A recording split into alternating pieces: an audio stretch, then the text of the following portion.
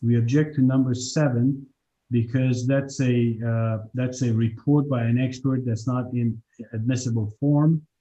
We object to number 8 because it references a prison sentence that was more than 10 years old and has no probative value. We don't object to number 9 because that was produced by us. We object 9 is admitted. We object to number 10 without proper predicate. We object to deposition transcript of parties and witnesses in lawsuit. That's very broad. So I don't know if he wants to submit the entire transcript or he wants to submit portions of it. I object to the portions that were untimely designated. Video deposition of Griselda Ramirez. If I rely on Mr. Rafael's statement that those are the same ones that he had designated prior, during our prior trial setting, if they are the same, I don't have an objection, but Ms. Ramirez will be here to testify live. Deposition. 12 is admitted.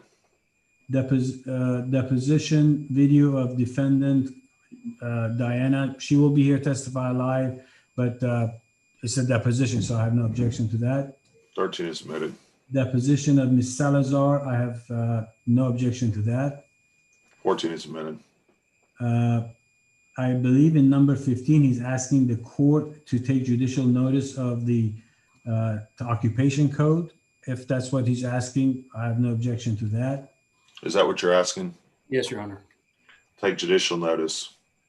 Number 16, I would object to that as being irrelevant. This is something that happened year and 2 months prior to this incident. Unless he can connect the relevancy, I would object to that at this time.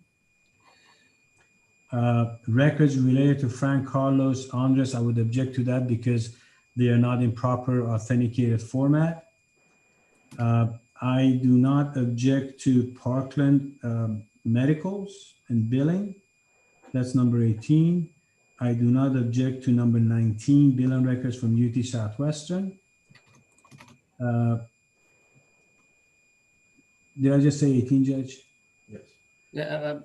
19, I do not. Do you object to any of the medical records or bills? The only one that I object to, Your Honor, is the one from, let me find it. It would be from the Flower Mound Hospital.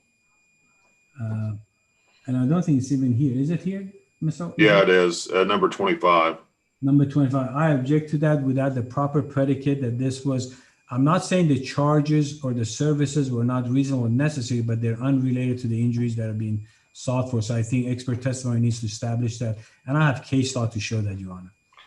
Okay, So, 18 through 24 and 26 are all admitted. Does the defendant have any exhibits they'd like to pre-admit? yes, Your Honor. There's also Yeah, 27 running the next page. That is. Oh, I'm sorry, I didn't see that then. 27 is also admitted. Yes, Your Honor. All right, so where are the defendants? I don't have an exhibit list for Your them. Honor, per your request, they were emailed to your court reporter. Okay, You asked me to email them to your court reporter, so she has them. court reporter and court coordinator. I'm I have sorry, not- court report. I believe I sent them to Ms. Rieger. Am I correct, Ms. Rieger? I think she's nodding yes. Okay, Yes. All right. don't think I have them. Let me see. Nor do I, Your Honor. Do you have them, Your Honor? I don't. Well, Ms. Rieger has them, and I'd be more than happy to put them up. Oh, I might. Let me see. Well, what is this? Judge, do you have a problem with me drinking water during the? Oh, no, not at all. Is there a way you can send them to Rhonda and that way she could just forward them to you, Judge? Yeah, let me just see if I have them. I got a bunch of mail. Missing.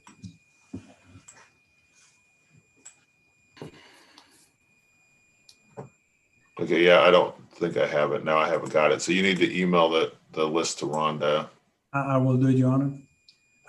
We have the EMS medical records that the affidavits have been filed with the court for some time, and the medical records are attached. So that would be our Exhibit 1. Mr. Rafael? I don't have your exhibit. I got to find your list. What exhibit numbers are you offering at this point for defendants? Exhibit 1 through 7, Your Honor. Okay. Which is the EMS medical records, Parkland Hospital medical records, Texas Institute of Orthopedic Surgery, billing. I'm just doing the medical records. Deborah Cantrell medical records, Life Sciences medical records. Number 7, Texas Health Frisco medical records. Those are the ones as far as the medical records.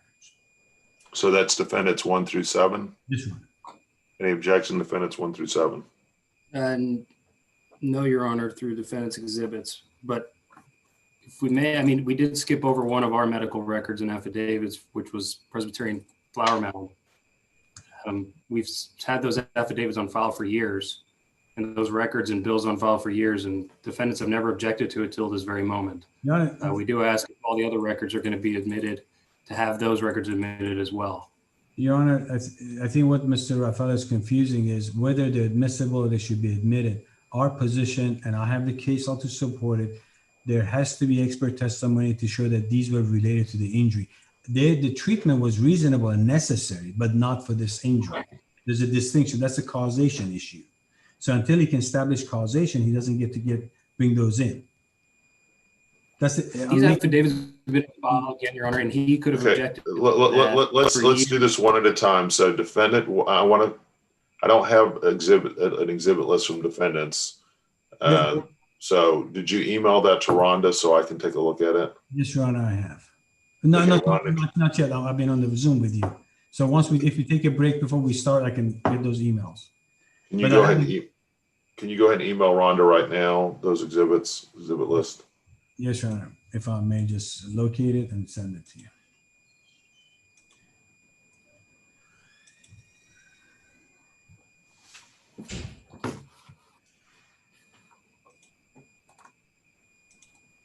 This is the problem with Zoom. Now I got to find them. In the old days, you just, yes, Your Honor, I have it right here, and I'll email it right now.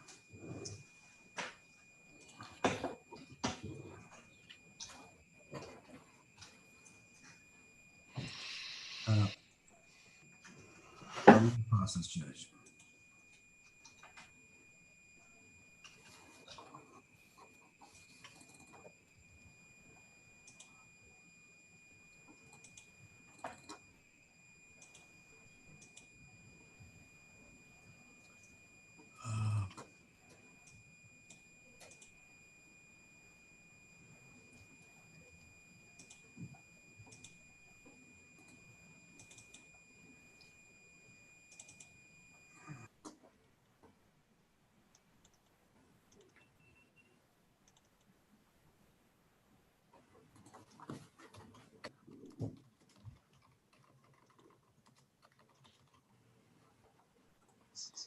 So, if I may just. So just tell me what the exhibit numbers are. So you have just 1 through 7 are all your exhibits? No, sir. No, sir. And I got to go back to where I was to find that screen.